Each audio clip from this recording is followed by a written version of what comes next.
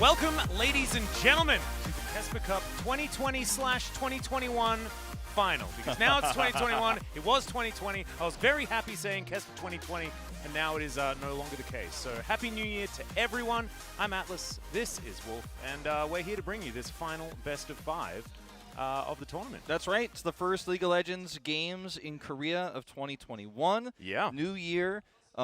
Same team that won World's Finals, though, here in 2021, trying to win another title to go kind of back-to-back in the last two tournaments they've played in, obviously.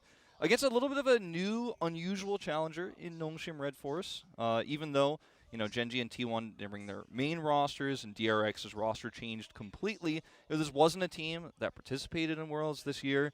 And only dropped 2 games on the road to the finals. So pretty dominant outside of DAMWON, right? So you mentioned it a lot, as this was the first matchup we had in the tournament, and now it's the last one. Yeah. It's the clash you see in the opening.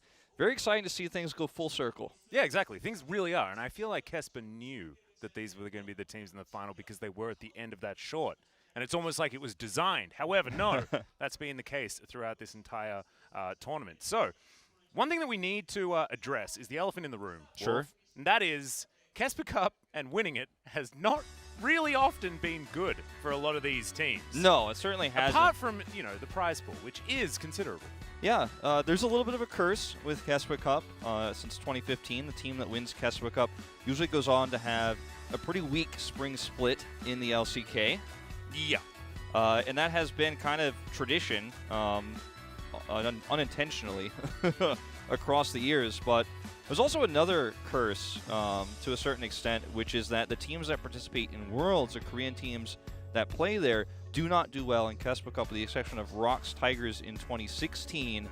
And DAMWON Gaming, now in the finals, the first team to win Worlds and then make it to the end of the KeSPA Cup, might also win it. They are the big favorites coming into this. In fact, a lot of people predicting them to take it with a 3-0 scoreline. Yes, indeed.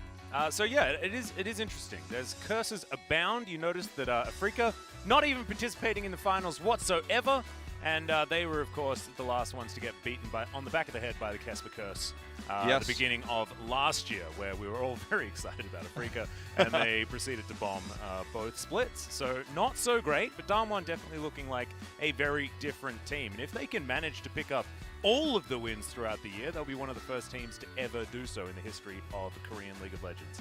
And they have to start today, on the 2nd of January. That's right. In this first grand final of the year. So DAMWON versus NONGSHIM will be the one. Of course, NONGSHIM, if you've just tuned in for the final, they were last year Team Dynamics. And I believe there is going to be a bit of an interview coming up with 2 of the coaches. Of course, Koma from over at DAMWON and SBS of NONGSHIM Red Force. Yeah, it's going to be exciting. This will be our first time actually getting to, have contact with the teams, and do an interview with them, see them on camera. And it'll be our first time seeing Koma, exactly, in a DAMWON jersey. And, given his thoughts on the new roster and, him moving back from China, coming back to Korea and seeing how he's liking being in a Korean league, and obviously, obviously what he's looking forward to in 2021, I think will definitely come up in that interview. Yep, and I also think that Koma's story is really interesting. Of course, like moving over to China after being with SKT for so long, who are now T1, but they weren't when Koma was with the team. So I think it will be a very interesting conversation hearing about his story. I hope that we actually get to talk about that instead of him just saying, no, we're going to try our best. And, all of those very standard pre-game type questions. Koma, 1 out of 3 interviews, I feel like he gets real. Yeah, he I actually think so does. too. He gets a little bit deep in those. Yeah. The other 2 of 3, he's pretty. He's pretty standard. Yeah. So we'll have to see which one we're going to get. So that one will be coming up very, very soon. Yeah. This is going to be a really fun final. Like, I think even if it is a 3-0, which you already alluded to, a lot of people are predicting that, myself included. I don't think it's going to be a long one. However, I do think that this is going to show us a lot about the dominance of DAMWON and what they are going to do as far as putting pressure on the other teams in the league. You already mentioned the fact that we had T1 Academy and Gen.G Academy. We also had a Hanwha that were powered up. They were able to take that one game that DAMWON did lose in the semifinal. So that was definitely a better showing than I think a lot of people expected. KT also, looking better. Having a better run than I think most people expected, and did okay even with their academy team, their secondary string of players. And, it's been exciting to see DAMWON hasn't looked perfect, right? They have had some stumbles along the way, although it's been a near perfect run to get here. They didn't look untouchable. They certainly look beatable. You know, this is not just a finals that says, okay, they win 3-0. Are they just going to win spring? Are we just going to, is the script already written? It doesn't feel that way. And, you know, for NONGSHIM as well, it was a fairly easy run to get to this point, so maybe they've hidden a lot of strategies they want to use now in this tough match that could win them to the finals. Maybe they have some stuff that they kind of wanted to hide. You don't make it here. Maybe you didn't want to show it because you're going into LCK Spring very soon. Maybe now's the time, okay? We can show some stuff. We win KeSPA Cup, we beat DAMWON. That's going to make us look good. But here's our coach interview. 안녕하세요. 안녕하세요. G-Clap to translate. 자, 우리 두 분 감독님 참 오랜만에 뵙는 것 같은데 참 여기까지 올라오시느라 고생 많으셨습니다. 먼저 김정현 감독님께 질문 좀 드려볼게요. 국내 이 복귀 후에 바로 이제 welcome back to Korea, and immediately after coming back to Korea, you are in the grand finals. What are your feelings right now? 결승 진출하게 돼서 너무 기쁘고요. First of all, I'm really great to be in the grand finals with the team. We do want to have 우승하고 싶습니다. a better result at the end of the day and take the championship, of 저희가 course. 잠깐 얘기를 나눴습니다만은 이 칸 김동화 선수에게 지금까지 You slightly talked before the broadcast, but of course, Khan in your team, out of 100, what's the score that you want to give to him right now?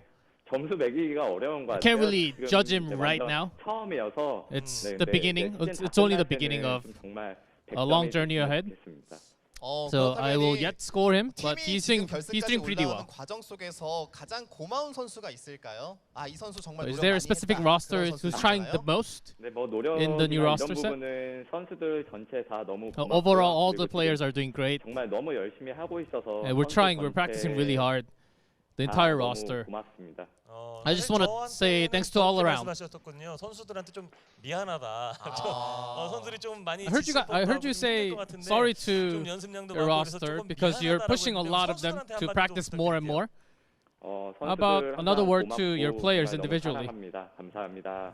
I love you guys, one and all, and thank you again. 오늘 만나게 될 배지훈 감독이 굉장히 요즘 관심을 많이 모으고 있습니다. And now, of course, on the other side, there's SBS. 뭐그 어떤 것도 김정현 감독에게 A lot younger, a lot younger compared to you. And Goma, 배지훈 감독에 대한 평가는 어떤지 궁금합니다. how do you rate SBS as a coach?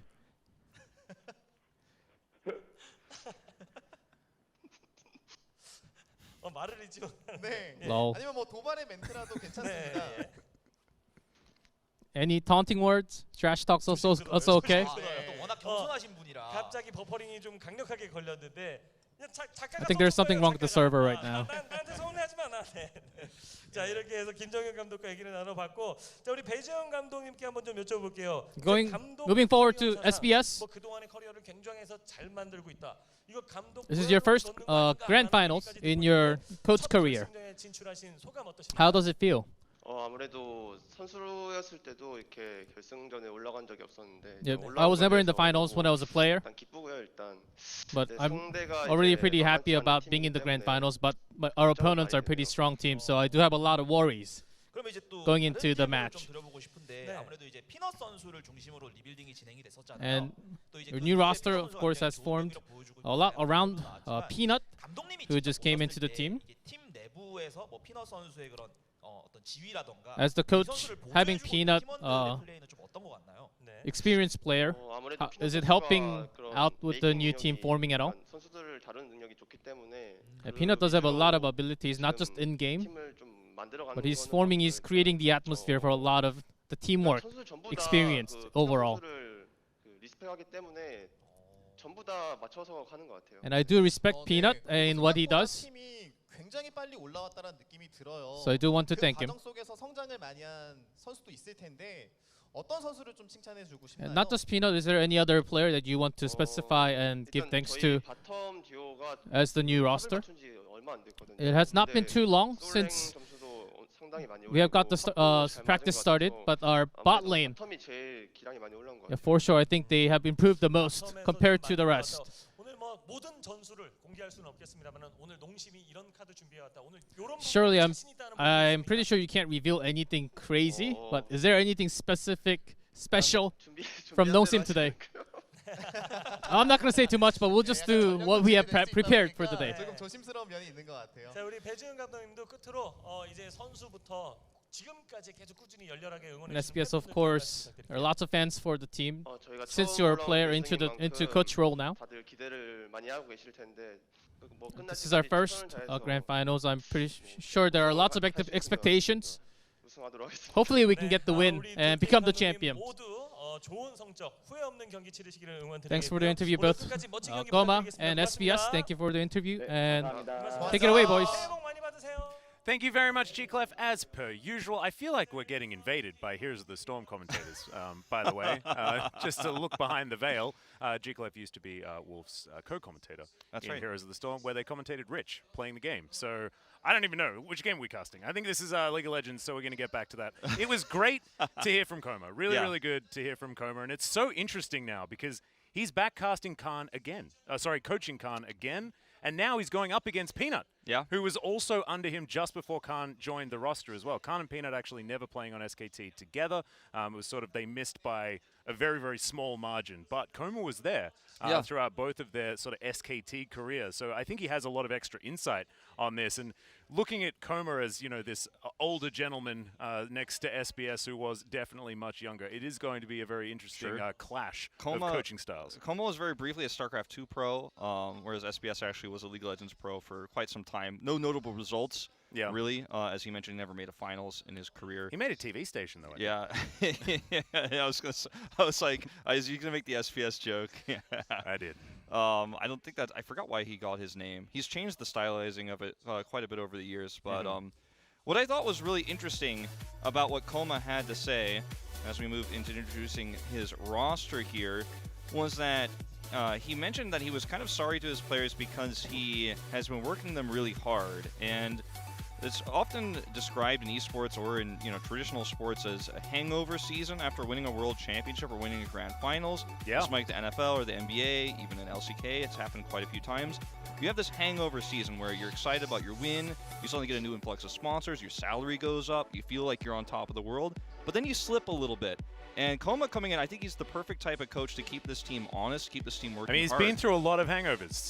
He has. In fact, the most on record for any team in the world. So I think it's really cool to see him even publicly mention that he knows he's giving these players a hard time, but they definitely respect him. He is the most respected coach in League of Legends history, and he's coaching the defending world champions here. They've already made another finals, and I expect big things from them even beyond this KeSPA Cup because he's at the helm now. Yeah, and I actually think that Zephyr did a fantastic job with DAMWON last year. I think he was definitely part of the reason why they were so dominant. But having Koma come in with so much winning history, I think it's very, very powerful for this team because he knows what these pitfalls are. He understands what this hangover is going to be. He's like Michael Jordan. Just super good at winning stuff and understands how to get back on the horse afterwards. So I think it's actually it's going to be very difficult for this NONGSHIM team to go up against a team that is so well constructed as far as what they have in order to succeed. However, these players are also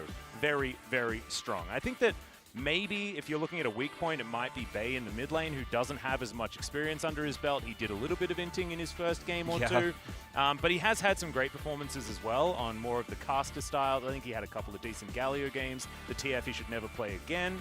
But Dokdam and Kellen have been super good. Kellen are so good. Kellen has had consistently throughout this tournament the widest support champion pool, so he's played a lot of different supports in the bot lane.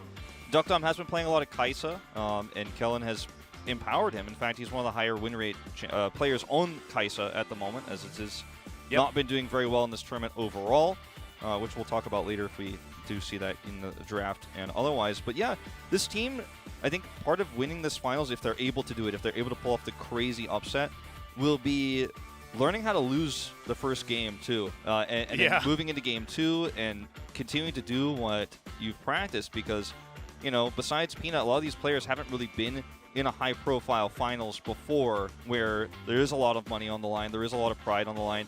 To defeat DAMWON here tonight would be such an upset that it would really put NONGSHIM on the map in terms of all the fans around the world going into LCK Spring. But it's a long, long climb up that ladder here in this best of 5. That's exactly right. I think Dynamics did get a lot of fans last year. I think that they were exciting in their playstyle. I think that, you know, Rich coming over as a superstar already brought a big influx of just Rich fans that were able to then infect other people with just how cool he is to follow as a player. But I think Peanut as well. I mean, you mentioned 2016 Rocks Tigers. Peanut was there, man. Like, he was there able to win KeSPA Cup after coming back from such a great performance at the World Championship, picking up, you know, second place, which ain't bad. But this is dangerous, Wolf. Now we don't get to talk about Yukaisa because she's on the ban list. And the Aatrox, the Rich somehow has a 100% win rate on. Just don't know how that actually happened because I see him not necessarily winning in lane, but they always seem to come out on top in the end. I'm really curious to see what NONGSHIM's plan is going to be to counter this because I don't think they expected to see both the Aatrox and the KeSPA ban here in the first phase.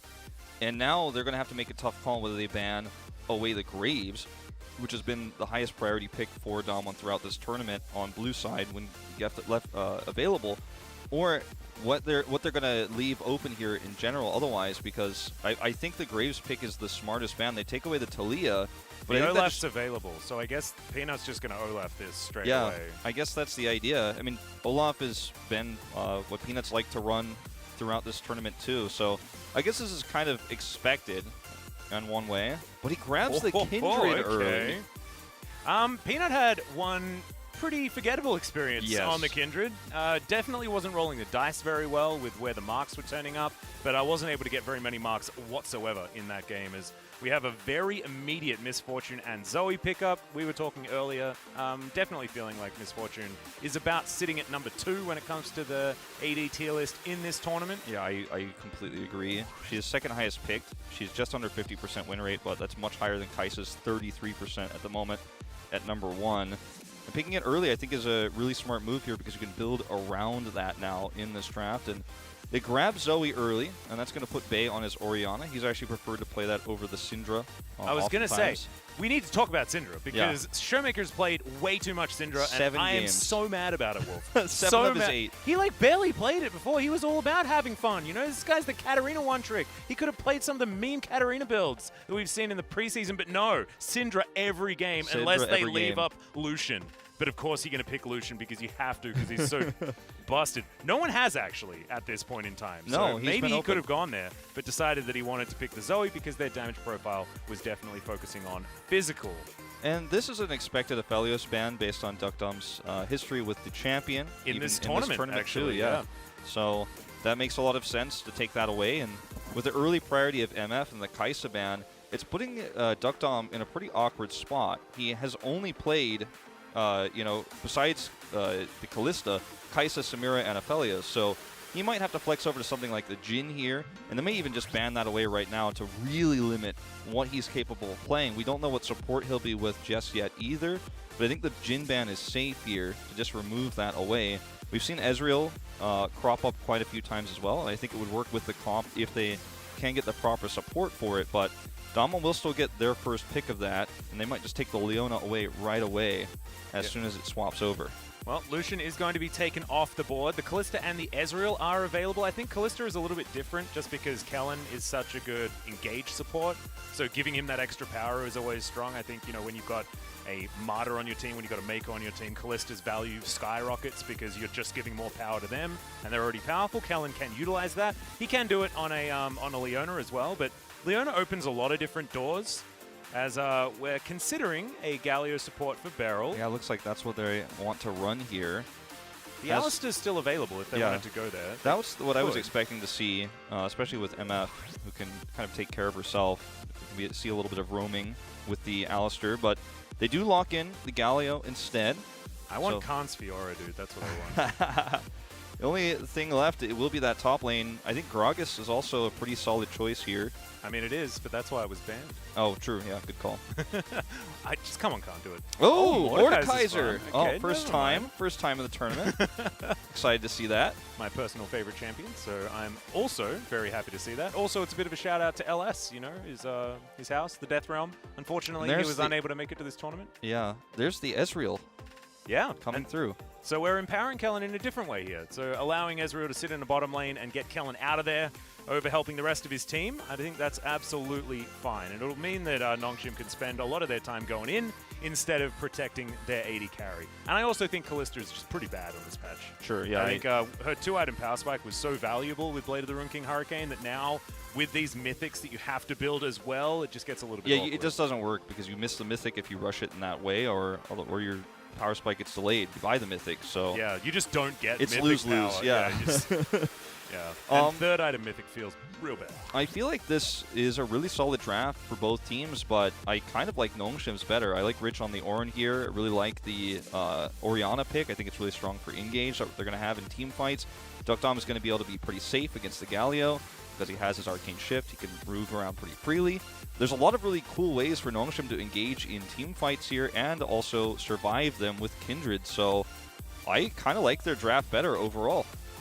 I don't mind it. I think it does certainly play a lot easier, right? They can team fight a lot better. They're able to, allow DuckDom to pop off, and he doesn't require anyone to really help him. They just need everyone causing a ruckus in the general area. The problem that I have for NONGSHIM right now is that DAMWON have so much flexibility in their early skirmishing that I think that this game could just snowball completely out of control way too quickly. Showmaker, we know him as one of the best Zoes in the world, if not the best. I think Chovy's probably going to have something to say about that. However, Showmaker rolls Redemption level 4 every single game.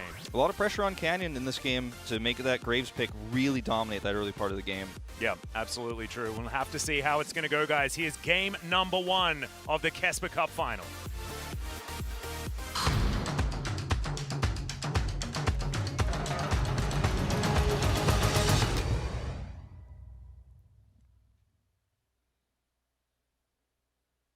Not planned, by the way. Not planned. Can't believe that those two teams are the ones that are actually in the final. Absolutely brilliant stuff by the Assets team that put together those intros. I actually think they're really awesome. I really like the style. I wonder, because KeSPA Cup has kind of changed the way the style looks every year, but I'd be okay with if this one was kind of just the way the aesthetic we go with for future KeSPA Cups. Yeah.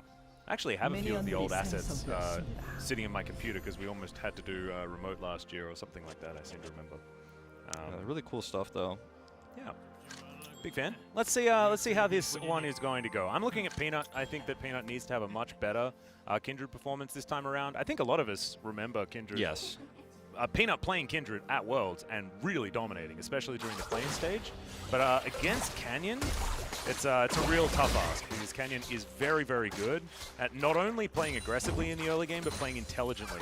And against Kindred, I mean, she is a champion that you can outsmart early, and she takes a lot more damage for it. Yeah. I mean, Kindred also, too, relies a lot on how the marks kind of roll and where you are at the game. What the game state is, can you use that to your advantage against a jungler like Canyon? That's very difficult to do sometimes because you're kind of being outpaced by him. Sometimes you're behind. If you fall behind against Canyon, as many top junglers do, you don't get to use Kindred the way that you'd like to oftentimes, so it feels like a half champion sometimes because you don't get that full potential. Yeah, and she also scales a lot harder than Graves does, but that means that she doesn't have as much power in the early stages, which I think most people know at this point. Kellen not going to have Aftershock, but still going to go in here as the taunt goes off. Kellen still taking a bit of damage as Ghost is getting so many autos off. Decent exhaust there to stop DuckDom's damage as Barrel's down to 200. Ghost got a bit of damage in there, but Kellen, I mean, Eclipse is just such a good ability, Wolf. Yeah, you don't need Aftershock, apparently. Yeah, you just hold it down and walk forward. I mean, through the entirety of MF's AoE there. Totally fine. I really like this matchup, actually, in the bot lane for DuckDom here. And he's got Kellen on Leona, which has been one of his stronger picks, in my opinion. I think Kellen has quietly been perhaps the most consistent player on NONGSHIM. I think he had a slow start, but has since just been very, very consistent. Yeah, I really appreciate the priority on the Leona here. And it was obviously later in the draft, but grabbing that one over some of the other options. Oh, things already a disaster for Peanut. It's alright. Controlled by the popcorn chicken. He'll be okay. Oh, but he's rolled well. Yeah. We do have a mark on the bottom scuttle. And he's headed right for it, but... So Showmaker with barrier in hand. And Barrel's going to move up as well. Inside track, actually, that crash timing was beautiful from DAMWON to deny this from Peanut. Yeah, this is really unfortunate for Peanut. And this is kind of what we were talking about. Sometimes you know, obviously getting a scuttle early is something you'd like to do anyways if you can, but having that mark on it is nice. You feel like, okay, starting off great, and then suddenly you just get denied, and you're like, this Kindred pick, it's not going to be easy. No. And also it means a double scuttle at the same time. It's just, it's all bad. But it's worse because it's Kindred. Yep. But, I mean, you know, here in Pro Play, we don't expect to get all of the marks, but getting one of the scuttles would have definitely been good. So we'll see what Peanut's going to be able to do to recover. He's already behind a little bit when it comes to farm, as you would expect in a Kindred versus Graves matchup. But we just needed to get better, much like it didn't last time Peanut played this champion. Yeah, he got a little bit unlucky last time too. Yeah. I remember there was a moment where he went for a gank and switched marks right before he got a kill, so missed his mark. And yeah. It's some unfortunate things happening. Also some strange like ult uses and not uses as well in that game. It was a bit odd. Yeah, you and I cast that one together. Yeah. I remember that now in the bot lane between I was like, turrets. Lancer, it's coming. Lancer. No, it just never happened. Yeah. And then I felt silly. I was like, I checked the cooldown. I'm like, wait, it's up. You know what's really interesting too about Peanut versus Showmaker here? We didn't talk about it too much in the opening of this tournament because we were more excited about what the champions are going to be strong with. You know, what are the item builds going to be? But, you know, Peanut was definitely, at a time, the #1 jungler in Korea and in the world. And now that torch has kind of passed to Canyon here, and Peanut's back in Korea. And part of coming back to Korea for League of Legends players going to the LCK, playing KeSPA Cup, is to compete with the best region in the world. And now that DAMWON's won Worlds, you know, I think that's part of the reason we see the return here of Peanut, and even Coma. And for Peanut, I think he wants to get his title back, right? He's getting older as a player. He was once the younger junglers and the youngest player on Rock's Tigers, but he's getting older now, and you know, he wants one more big, glorious run. Yeah. And to see Canyon on the other side, who's a defending Worlds champion, there's probably a lot of pressure on Peanut to do well here.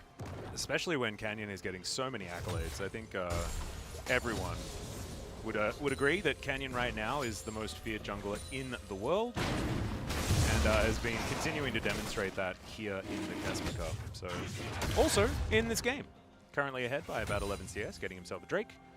He's got a cute little quiver there as well, but that is largely to do with how this matchup is going to go. Yeah. Peanut, let's see what he's going to be able to do. Another Scuttle's going to spawn and get marked up as Canyon is in position to take it immediately after getting the Drake. Peanut's going to come down as he dives forward, but he's going to miss out on the smite. And Canyon's going to deal with Wolf for a little bit, but not going to be too worried about it. So Canyon just stealing everything. Yeah, just ruling the jungle. Yeah. And yeah, now they have vision control, and he walked away so comfortably. He was in a dangerous spot. Now he's just going to pressure forward. He has 6. He knows Peanut does not. He's like, look, I'm going to take this blue if you don't send your bot lane up to deal with this. Kellen's kind of zoned out right now. And he doesn't have smite. He's still just in here so aggressively taking this, and Showmaker is going to even have that one handed over to him and get a control ward. And it's a perfect time in his lane as well, because he had just crashed the previous lane, the previous wave up moments before, and now he just gets to walk back in and get all the farm. Yep, and he's already ahead by 2 waves. Yeah. This is you know, this is the finals we expected here out the get-go. It certainly is. But this is what we were fearing as well, based on the composition, right? Showmaker was going to like control this lane theoretically. Khan was able to get counterpick for top lane.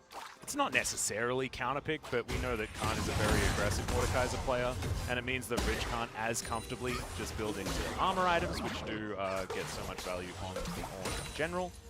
And mixed damage profile when it comes to the okay, Khan's going to put Rich into the death realm. He's going to throw down the Ornhorn and get a lot of CC here, but he's still got W available. Remember, guys, there is so much extra health. He should have his Looking Q. for an Obliterate. That's going to be enough damage, and Khan gets the solo kill first blood. Solo kill first blood, and you know, it was a pretty simple one at that as well. Almost feels like Rich is misunderstanding what the damage output is there. That wasn't like the sickest mechanical outplay or anything. He just didn't miss his abilities and just killed him straight up. So that feels bad for the start of this matchup. Obviously, the late game is going to be much better for Rich, and he's going to have a lot of great ways to engage, but this is just a simple mistake. I mean, that should have been obvious. The E hits, which I guess if it doesn't, this could go a little bit differently, but yeah. He has the W, so he's just going to shield his way through this.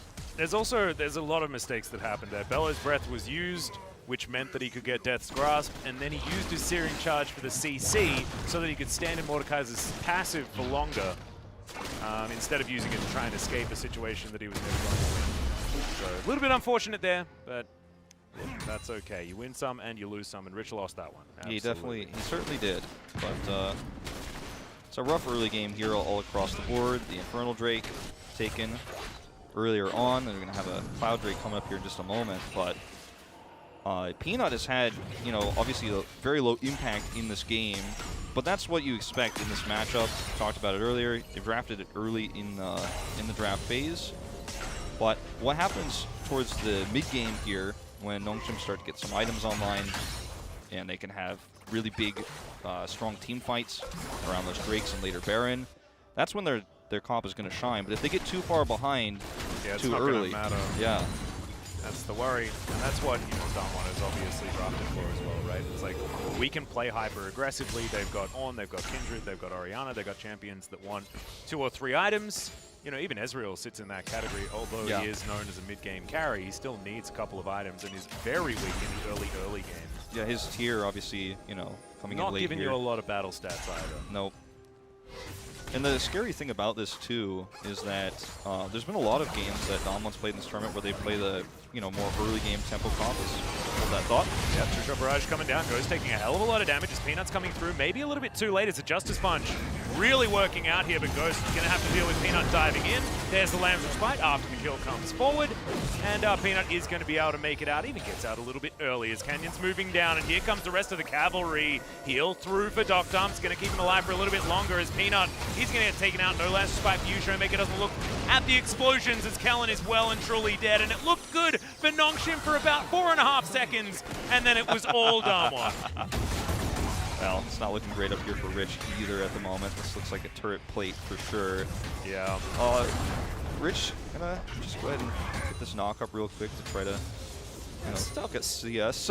I mean, it stops something, gets a bit of damage there maybe, but let's have a look at the replay at the bottom lane. The real MVP here in this fight is Beryl, actually, because he buys so much time for the rest of the squad to come down. Ghost eats a ton of damage, very early Ignite there, but Beryl pushes Kellen back, and Ghost gets taken out here by the Wolf, but you can see Beryl comes in, does a ton of damage, forces out the Lamb's Respite, and then there's some hesitation, actually, for the NONGSHIM players in Lamb's Respite, and Showmaker comes through, everybody's trapped, there's no way out of this one. Meanwhile, Peanut does come up and get something. Yep, they do manage to capitalize on Khan's flash being down, so that's definitely good news. He does have Riftmaker now, so Riftmaker pretty good on Mordekaiser. Yeah. He's got a swirling passive that goes around him as there's a Solar Flare. The Observer's having a bit of a heart attack, but Ghost having more of one as the Heroic Entrance is going to come down. It's going to be a 1-for-1 instantly as the Slam comes through and make that a 1-for-2. So DAMWON just, their math working out a little bit better than NONGSHIM's at this stage of the game. Yeah, I mean, Canyon knows that Peanut's in the top lane because he's shown himself there getting a kill onto Khan. So he knows he can just aggressively rotate down. He was in the vicinity anyways. Bit of an overextension there as he's asleep on Peanut. Whoa, okay, bye. Didn't have ultimate, didn't have flash, was very dead. Yeah, not much else to say on that one. That Obliterate did so much damage. It's, yeah. Riftmaker is good. It's quite an early Riftmaker as well. Yeah. Scary stuff. And Peanut has not it's gone up too much, although he does hold the kills on his squad. Showmaker's celebrating not having to play Syndra by building a Magi Soul Stealer before any other item, really, apart from a Lost Chapter. He's now got 7 stacks on it. Yeah, he's hitting those early. He's got a stopwatch, too, so just in case anything goes wrong for a second, he's got his insurance. Yes, he does. He's got a bunch of spell haste as well with his Boots of Lucidity. I'm going to say CDR a lot, by the way, guys. I apologize, but I managed to catch the spell haste that time. I still just call it. Like, I read spell haste and just call it CDR in my head still. It's really bad. Functionally, it still is. It is basically the same. It just doesn't have the same It doesn't sort work of the cap same that way. it used Yeah, to. it doesn't work the same way, but it does. It doesn't work the same way in all the, in every aspect, but in the reduction of cooldowns, it does. Yeah. It doesn't work exactly the same way, apart from the fact that it works almost exactly the same way. Yes. Beautiful. That's my description. If that was confusing for you guys, it's supposed to be, I think. Showmaker's got himself a ghost, looking to come on down. Peanut. This is scary. Standing off to the side. I think with Showmaker here, this is really risky. Bay doesn't have teleport in his backing right now, as Canyon's going to move on down. There is a wave crash. Peanut's just going to get exploded. Lamb's Respite has to be so used. Early. Yeah. He's able to get himself out of the way. But Canyon could possibly just move on in here, and he's going to get taken out. As, oh my god, Canyon's damage is disgusting. Bay almost gets one shot, even though Canyon just used his ult, I think, to try and to kill Peanut. There's a lot of moments like this where there's no vision of where Showmaker is, and he's got so much control. I mean, they even have a ward in the Dragon Pit. There's so much that he can accomplish if he gets vision for just 1 second, and they slowly move in, and then you can just see insane Zoe damage coming out. Then it's like, well, that's just over. Yeah. He gets hit once at this stage with the items that Showmaker has built this early into the game, and it just doesn't matter. Like, this is well, I guess this is, we're going way back. Yeah, this is back in time. See, that's how you're supposed to use the Searing Charge. Nailed it. It's beautiful.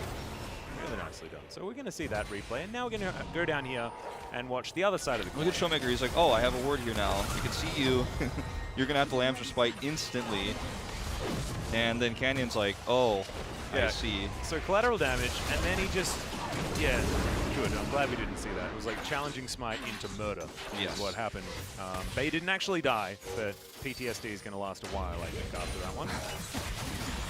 Well, I mean, this game is all but closed up, I will say. But I think the learning things here are, or it feels like the learning things are, the things to keep in mind for NONGSHIM is they picked Kindred early. They didn't get value out of it. They got controlled by the Graves again, which has been, the go-to on blue side for DAMWON this entire tournament. Canyon just controls the game. And then they played really aggressively at moments where they didn't have vision control because they were desperate, they were behind.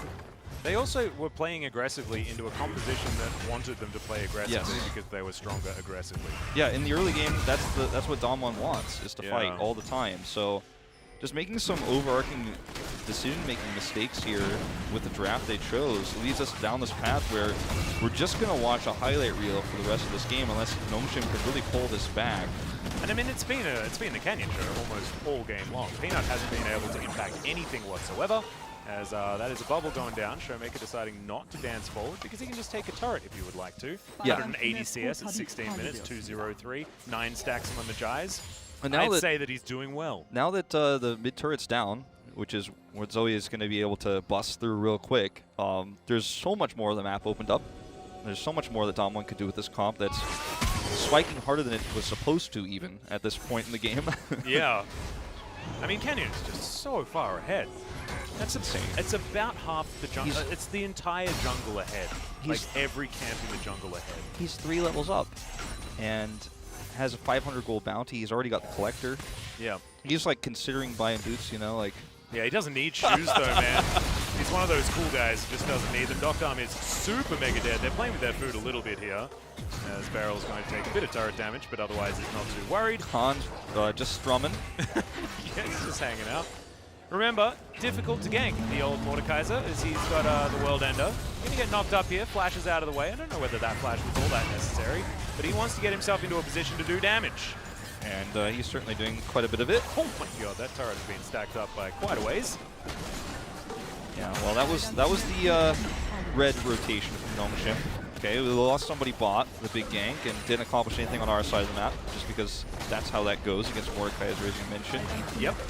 And I thought that this was going to be a DAMWON 3-0, but this is a lot more domination than I was expecting. Yeah. Now Beryl is fighting the jungler 1v1.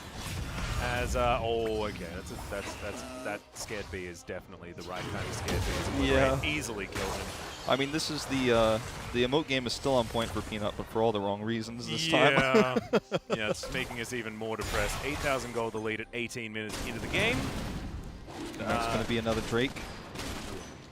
So, I wonder if it's possible that Canyon wins this game without having boots. I mean, I think Canyon can almost win this game without having the rest of his team. At this stage, it certainly feels like it. Yeah, very, very strong. Time, Trishop Barrage almost steals away the Drake. That was pretty well timed, yeah, I mean. 5 minutes. You try sometimes. 23-minute Mountain Soul. That's it's a pretty quick one. That's a pretty quick one. Yeah. I mean, it's Cannon's been getting Drake's on cooldown, so yeah. He's like, 5 minutes away for the next one. That's a pretty long wait. I guess I will go back and buy some shoes. And a big sword. He doesn't want the fancy shoes. He wants to get some brown bags and a fancy sword. You know? He's not going for the. He's not going for the. What are the shoes that the kids are wearing nowadays? Everyone's talking about. You know what I'm talking about? No, I don't. I'm not much on shoes. I lived in LA for 9 months, unfortunately. Are they the Kanye West ones? I think so. I think that was like a year and a half ago. Maybe things have changed. Peanut. Sure. It's not Crocs though. Is Peanut's gonna flash? It's definitely not Crocs. I know that much. I'm hipping with it. I'm showing my boomer a little bit too much, I think. Yeah, I think we both did a little bit. Yeah, Canyon's going to walk out of the way of this one. Rich is going to face check. Needs to be very, very careful. Yeah, it is the Yeezys. Yeah. I got a group chat that I'm keeping right. a little bit aware of with some of the kids in there. A member of the Hello, kids. fellow kids. Yes, indeed. Steve Buscemi. That's right. Approved. The Yeezys. That was what like. But all I think the adults. that was like 2 years ago. I think it was last year, wasn't it? Well, or maybe 4 years ago. I don't know. It's a new year. It's another top lane for Rich. Yeah, it's top lane for Rich. He does get some sick knockups here, though. This is working out relatively badly. Canyon gonna pick that one up very easily. Bay, what was that teleport? Why are we doing this? Well, it wouldn't be the first time, unfortunately, in this tournament. Bay has tried to come to the party a little bit too late and quite literally dead on arrival. Yes, very dead on arrival. That was like, I will give solidarity, and then dead. And it was like the time since Doa's been a League of Legends caster to now, like, it's like feels closer than the timing for teleporting there. Like, shout out to Doa. I miss Doa. Yeah, I miss Doa too. Like, let's see when this teleport comes in exactly. Like, it's like still not there. Okay, there he goes. Yep. Yeah. I mean, at this point, nothing is the right choice. So. Yeah, that's true. I mean, being still in the game is a bad choice, perhaps. But sometimes, you know, you gotta make good decisions in bad situations in order to make the good situations when you're in the good situations. Sure. Well, it's something like that. Canyon's going to kill someone again. Docdown going to Arcane Shift. Collateral damage doesn't do that much damage. Canyon, come on, mate. So let's chill out. Maybe a few more items first. Yeah. Ooh. Immediately no problem. cleanses. Has that one with his spell book. Not too bad. Sometimes you got the right spell in your pocket. Yeah, that's exactly right. And Zoe, I think it's more of a all the time rather than sometimes is how it sort of feels. Well, I mean, it's all over but the Cryan on this one, I think. Yeah. Unless you're a NONGSHIM fan, in which case you might already be having a little trickle coming down the side of your cheek. It's only game one. It's only game one, guys. It's okay. It's okay. Yeah. I mean, I'm trying to like. You know, sometimes as a commentator, even a new commentator like I am in this game. This cup is empty. It can't even be half full because it's not. There's nothing in it. See, how did you even know I was going to do the cup half full analogy before? I've known you a while, my friend. I've known you a while. I was just gonna, sometimes you try to dig into the pool of commentator experience you have to try to say, well, this is what the next thing that they should do is, or this is what could happen, or this is what might happen.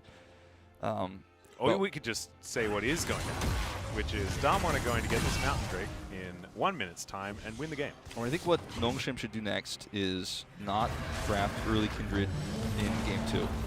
That could work. You know, nice killing flash. Khan would be good, but Khan has flash, so he is going to be fine.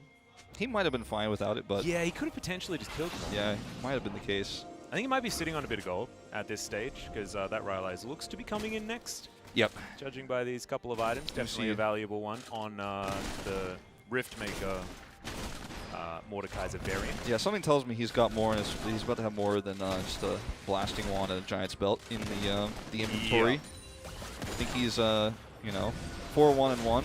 It is Khan as well, so it might be a Majai's pick up first. But there is the Rylai's. There it is. A couple of control wards. Is very comfortably stealing the entire jungle here is DAMWON and all of NONGSHIM. They're just waiting for that on the bottom side. Mountain Drake fight, and unfortunately for NONGSHIM, they've just been so blocked that there's just no way to fight this even. But they have to try. I mean, this is where they're going to try to fight an unwinnable fight because there's nothing else to do. Otherwise, they're not even playing League of Legends. Nope. Just sitting in the spawn room. So.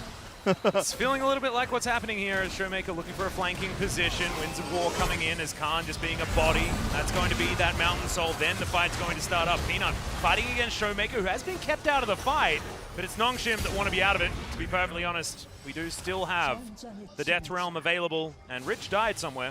Yeah, he was off on the edge there. Yeah, towards the top side. It's very spread out. The Showmaker's considering just going back to farm.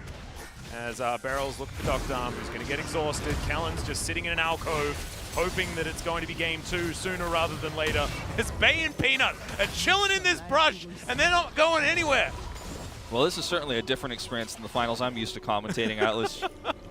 Oh, man. Well, I mean, even, you know, in StarCraft, because StarCraft's another esport I've commentated where the games can end very early, but in that case, someone types GG and the world moves on, and this is... You don't do that anymore. Yeah, the true shot here is a little bit mistimed, but, you know, A for effort here for Dukdom. Yeah, as Dukdom actually, he showcases in this fight as Rich dies to the side. That was where he died up at the top. Right. But Dukdom actually showcases here in the next ensuing seconds, like, Ezreal's survivability. But that's about it. He's like, oh, look at me, I'm over here, I'm exhausted, but I've got Flash. He lives for quite a while, actually, before getting taunted and killed. Yep. Khan pretty comfortably just accuses death, and Ghost finds a lonely Leona. As we come back, yeah, it's just NONGSHIM doing their very best to salvage whatever they can. At 25 minutes, they have a 12,000 gold mountain to climb, and I don't think that they have the correct clothing for said climb. They're wearing Yeezys on the hike. Good, we're practicing. Well, Canyon is, he's out there. Yeah, he's actually taking a fair bit of damage here as the ulti comes through from Barrel. Yeah, they took half of the health bar from Canyon, so maybe A for effort. I can't spell. Is Peanut going to take a bit as well. However, no one on the side of NONGSHIM is dead just yet. I mean, Bubble does come through. There's the ult from Ghost. And goodbye, Peanut. Early Mountain Soul, it's pretty survivable, you know, this team. Yeah. That fella's breath, pretty good there from Rich, but he's still going to get taunted up and taken down. Winds of War, not quite enough as the flash forward means that Ghost picks up that kill. Fair bit of damage there onto Showmaker, but he is absolutely fine. No Barons required by the looks of things here as Khan is going to take down another inhibitor turret, second inhibitor to fall as well. 17-3 is the kill score, so... You know, not a perfect game from DAMWON, so maybe they need to step it up. Yeah, very close, you know, I will say. Look at all these Sunfire stacks Rich has had from having people on top of him, exploding him so often. He's at 41 stacks. Yeah. Yeah, I mean, I think the moral of the story here is that, you know, Kindred can still be a strong pick. We know that, and we saw what Peanut was capable of on it when he was playing for LGD at the World Championship, and what Piotrek was able to accomplish on DRX last year. Feels weird saying last year, but technically. Yep, technically. But when you're playing against Canyon in a meta that's so solved for Graves' priority, I feel, it just feels like you're adding unnecessary risk when you're already playing against the mechanically stronger team. And this pick just fell flat on its face, and everything else that we could have seen, all the you know, sort of late game team fights with the 5v5s where you have a lot of good engaged tools, you have Lamb's Respite. We just never get to see that. We just don't get to see the game that NONGSHIM wanted to play because they fell behind so early. Do you think Canyon has 3 times the amount of money that Peanut has? Is Maybe Rich more. Is going to die. Barrel looking for Bay here, but it's Rich they want to just take down very comfortably. Kellen moving on in. Solar Flare is going to be avoided very nicely. Canyon versus Peanut, the happy penguin. Going to be running away, but it has tears in its eyes, ladies and gentlemen. It's Dr. getting exhausted once again. Khan just puts him in the Death Realm. It's pretty difficult to hold down the Ezreal, but I have a feeling he's going to be able to do so. It's a bit of ring around the rosy. Too many rings.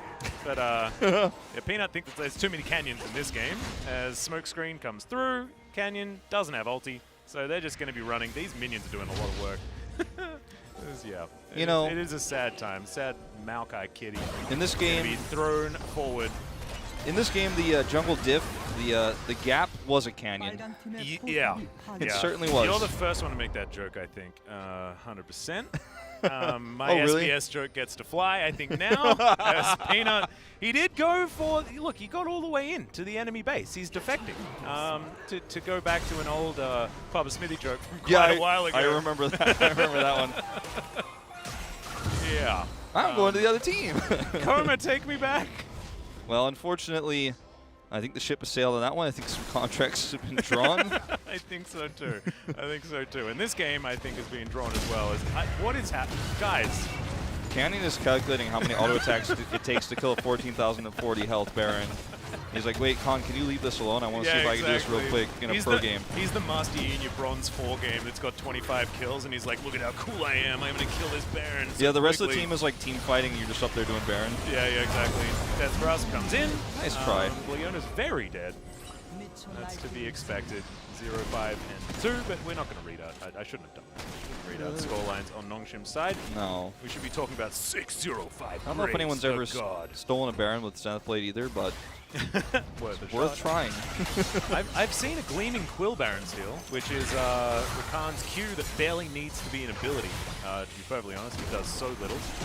So that one was cool. This Nexus is going to go down as a bit of an afterthought, as DAMWON are going to take game 1 in very, very dominant fashion.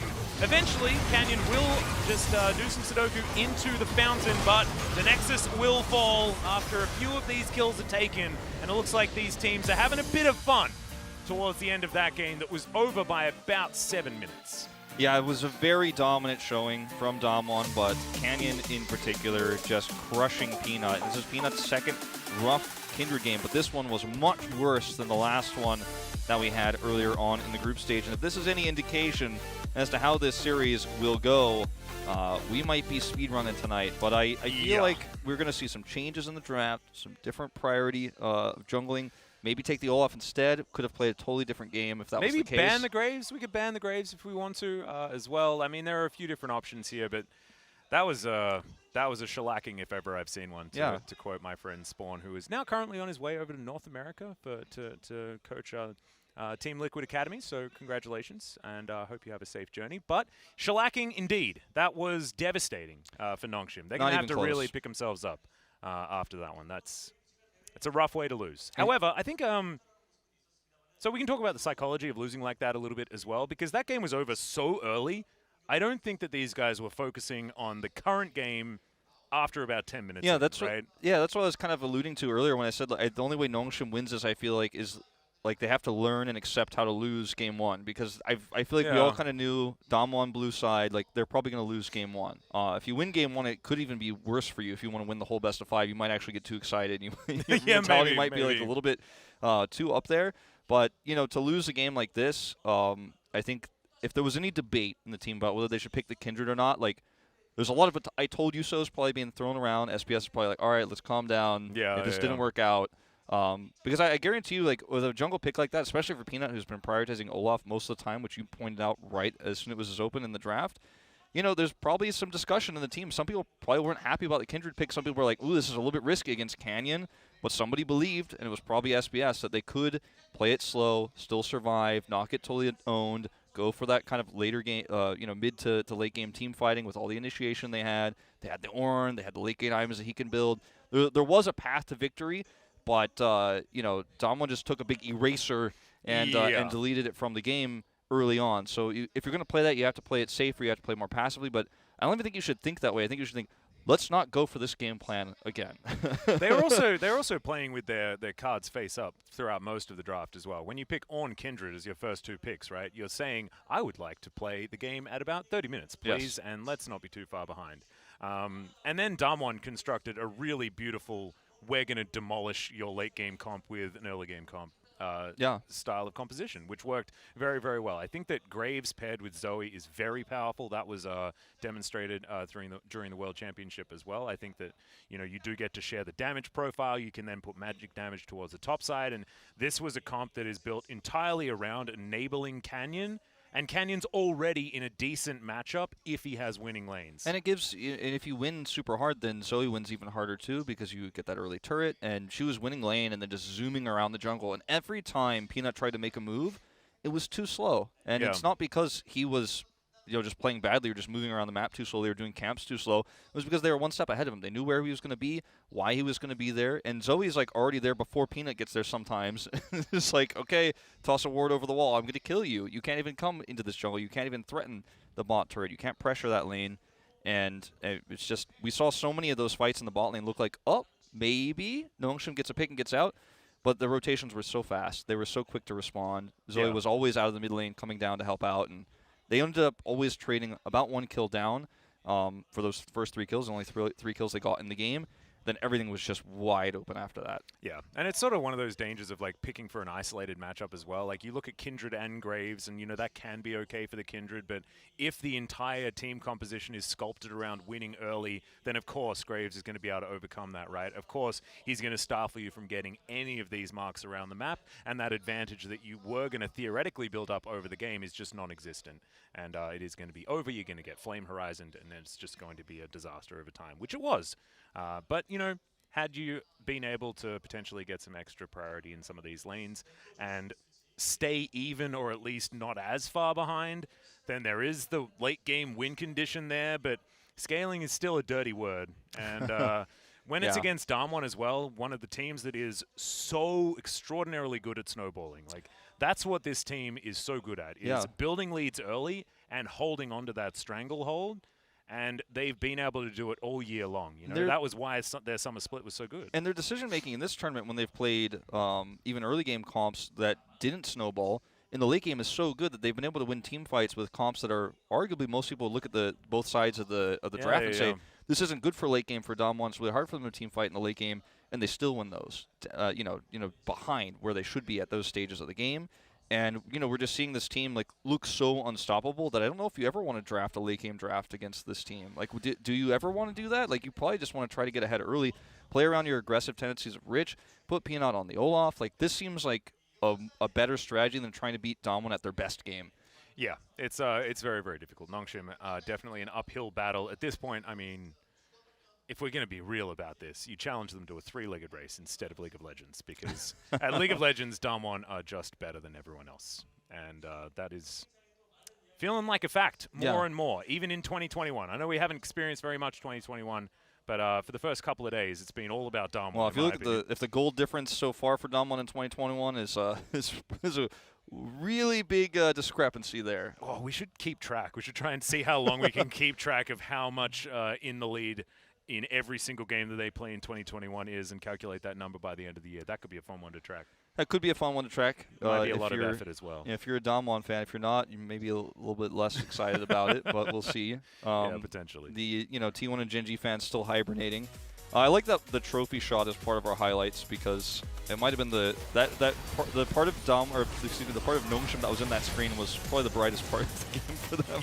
Yeah, I think so. Well, this is where things started off with those trades in the bot lane I was talking about. Peanut gets the kill, Lambs Respite, but already Canyon's on his way down. You could see Showmaker is here as well. Showmaker was always one step ahead of rotating past Orianna, which is, you know, to be expected. It's a Zoe thing, right? Yeah, so it's not a shocker, but if you're trying to play this aggressively when you're already behind, because he was already behind at this point as Peanut, you know, you're probably fighting a losing battle unless DAMWON's making a mistake. They're a little bit slow on the rotation, right? And you can't expect that from someone like Canyon, someone like Showmaker. That was actually so sad. Then he's just like, oh, I'll just kill Bay too real quick. Oh, he flashed and barely got hit by the shockwave. Otherwise, that would have been a kill. That's actually a bit sad there for Canyon. We didn't see that at all. Not even in the replay when we saw it during the game. So that's going to be why Bay survived.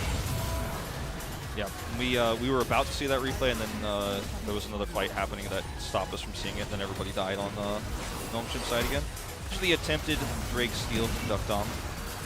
Unfortunately, just a little bit mistimed. It's really hard to judge those when the damage output on DAMWON is higher than it's supposed to be at this stage of the game. Yeah, DAMWON had very heavy wallets at this point in the game. It felt like an inevitability. And yeah, we're looking at highlights, but this is mostly NONGSHIM talking about how they're going to rectify these poor decisions in the next game. Because I think that they knew that it was already over. Like Bay and Peanut chilling out in the brush there as we're going to watch Peanut get sniped and then full time. Yep. Very impressive synergy here. you talked about the psychology of losing a first game. We talked about how, for NONGSHIM, they should expect to lose this game. But NONGSHIM probably came into the series knowing that even winning it, a best of 5 against DAMWON was probably a long shot. But yeah, to say the least. I mean, it's a sad thing to say that in the grand finals, but that's the state of where we are in this tournament at the moment. As NONGSHIM has outperformed a lot of people's expectations, but there were a lot of asterisks in this tournament preseason.